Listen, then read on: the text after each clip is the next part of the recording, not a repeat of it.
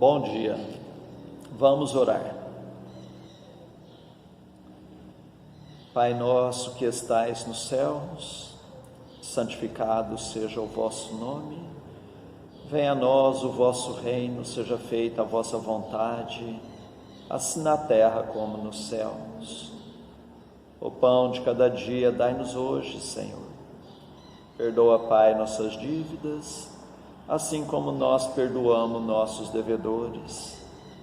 Mas não nos deixes entregue às tentações e livra-nos, Pai, de todos os males.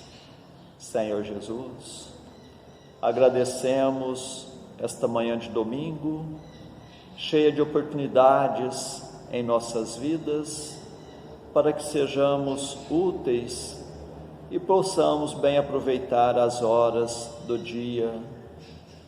Estamos reunidos no Centro Espírita Meimei, rogando o vosso amparo para todas as atividades, todos os estudos realizados por esta casa ao longo do tempo.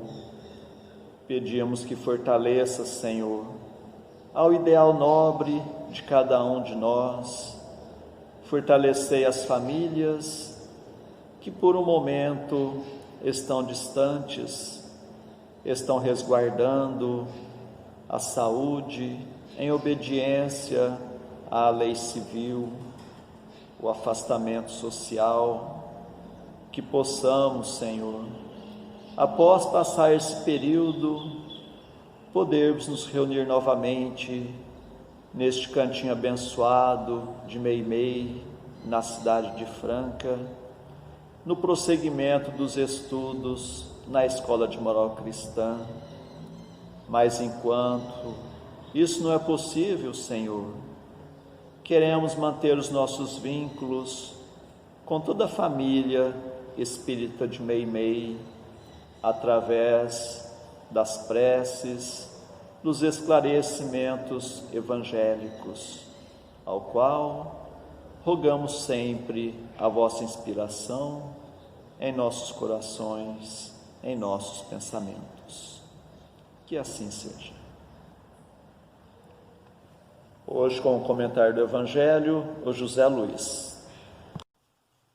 Bom dia! Hoje nós iremos estudar do Evangelho segundo o Espiritismo, o capítulo 9. Bem-aventurados os que são brandos e pacíficos. O item 9. A cólera. O orgulho vos induz a julgar-vos mais do que sois, a não suportardes uma comparação que vos possa rebaixar, a vos considerardes, ao contrário, tão acima dos vossos irmãos, quer em espírito, quer em posição social, quer mesmo em vantagens pessoais, que o menor paralelo vos irrita e aborrece. Que sucede então? Entregai-vos à cólera. Pesquisai a origem desses acessos de demência passageira que vos assemelham ao bruto, fazendo-vos perder o sangue frio e a razão. Pesquisai e quase sempre deparareis com o orgulho ferido, que é o que vos faz repelir, coléricos, os mais ponderados conselhos, senão o orgulho ferido por uma contradição, até mesmo as impaciências que se originam de contrariedades, muitas vezes pueris, decorrem da importância que cada um liga à sua personalidade, diante da qual entende que todos se devem dobrar. O Evangelho dessa manhã vem nos falar a respeito da cólera, do orgulho, do quanto nós nos melindramos com tão pouco ainda. Nós achamos que somos superiores. Nós muitas vezes nos colocamos em condições que não são a realidade. O orgulho, ele nos causa uma ilusão de superioridade. A humildade, pelo contrário, ela mostra a nossa elevação espiritual. Os espíritos realmente elevados, eles não querem mostrar que são superiores. Eles não rebaixam outros indivíduos, muito pelo contrário, eles possuem já latente a virtude da humildade, que faz com que eles muitas vezes se coloquem até em condições que não merecem para não rebaixar o outro, para não ofender e não humilhar o outro. Se nós analisarmos, por exemplo, a história de vida de Francisco Cândido Xavier, de Francisco de Assis e de muitos outros, nós vamos perceber que a humildade sempre esteve presente em suas vidas. Eles não queriam mostrar a sua superioridade. Nós trouxemos mais uma historinha do livro Pai Nosso, pelo espírito de Meimei, psicografia de Francisco Cândido Xavier, porque, como nós já estamos dizendo há vários domingos, este livro, por mais que seja de histórias infantis, essas histórias ainda tocam muito a nossa alma, porque nós estamos muito distantes dos verdadeiros ensinamentos de Jesus. Nós ainda estamos caminhando ao que nós precisamos ser realmente em espírito. O nome dessa história é O Efeito da Cólera. O efeito da cólera. Um velho judeu, de alma torturada por pesados remorsos, chegou um dia aos pés de Jesus e lhe confessou estranhos pecados. Valendo-se da autoridade que detinha no passado, havia despojado vários amigos de suas terras e bens, arremessando-os à ruína total e reduzindo-lhes as famílias a doloroso cativeiro. Com maldade premeditada, semeara em muitos corações o desespero, a aflição e a morte. Achava-se desse modo enfermo, aflito e perturbado. Médicos não lhe solucionavam os problemas, cujas raízes se perdiam nos profundos labirintos da consciência dilacerada.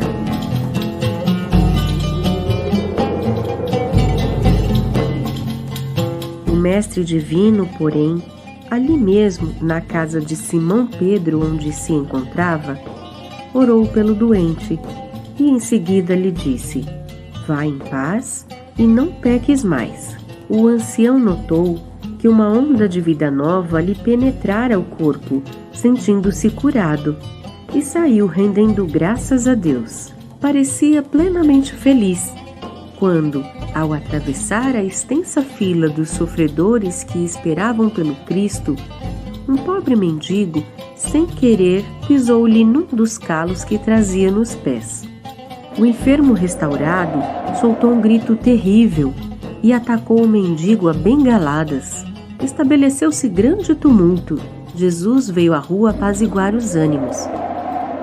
Contemplando a vítima em sangue, abeirou-se do ofensor e falou: "Depois de receberes o perdão em nome de Deus para tantas faltas, não pudeste desculpar a ligeira precipitação de um companheiro mais desventurado que tu?"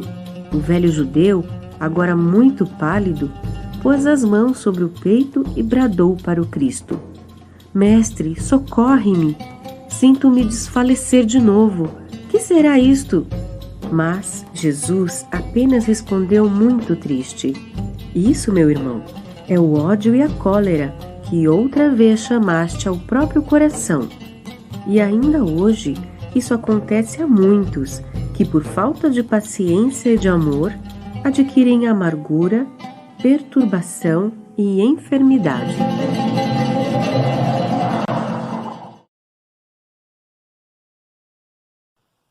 Essa história vem nos mostrar de forma muito clara o quanto nós podemos fazer mal a nós mesmos através de sentimentos negativos, através da cólera, do ódio, da raiva e outros sentimentos negativos também. Não é apenas o espírito que é afetado, mas também o corpo. A história deixou isso muito claro. Aquele homem que buscava a paz, ele por um instante a conseguiu, quando esteve presente, próximo a Jesus. Mas no momento em que ele voltou a alimentar aqueles pensamentos negativos, aquele mal-estar também retornou. Nós temos estudos científicos a respeito dos males que os maus pensamentos podem nos causar. Por exemplo, a Universidade de Oxford, no Reino Unido, e outras universidades em parceria da Europa, realizaram uma pesquisa há alguns anos atrás, alguns experimentos, para provar o efeito dos pensamentos negativos, do medo, do desespero, o efeito que esses pensamentos, que esses sentimentos causam na saúde física. Como foi esse experimento?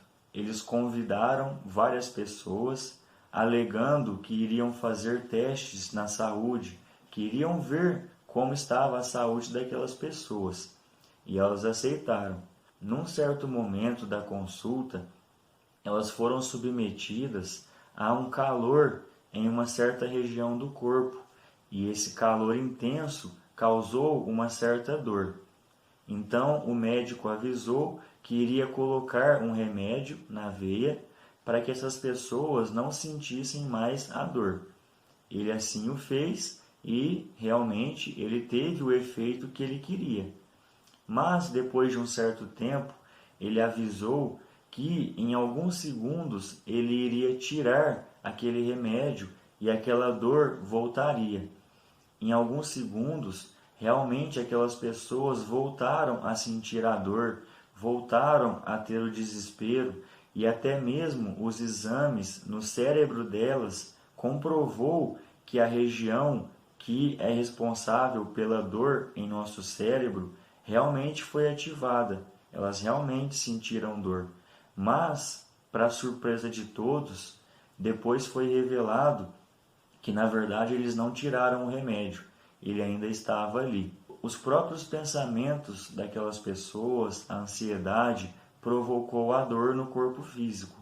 Quantos problemas de saúde nós adquirimos durante a vida, não por má alimentação e nem por falta de sono ou por uma doença realmente que nós contraímos, mas sim por nossos maus pensamentos, que provocam reações no nosso corpo físico e também no espírito, é claro.